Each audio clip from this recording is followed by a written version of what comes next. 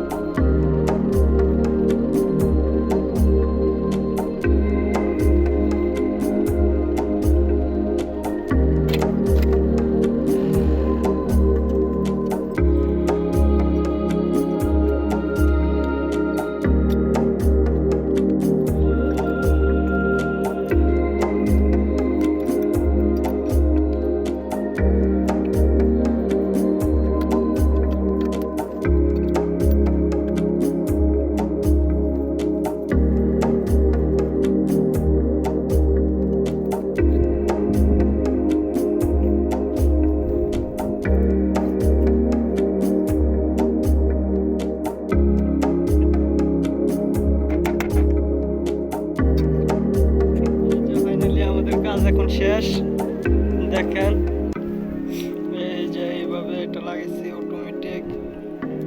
এটা লাগানোর উদ্দেশ্য হলো যখন রুমের ভিতরে পানির প্রেসার পায় না, তো এটা লাগাইলে রুমের ভিতরে শাওয়ারে তারপর সবগুলিতে পানির প্রেসার পায়, এই কারণে এটা লাগানো আর কি। আমাদের কাজ ফাইনালি এই জায়গায় শেষ।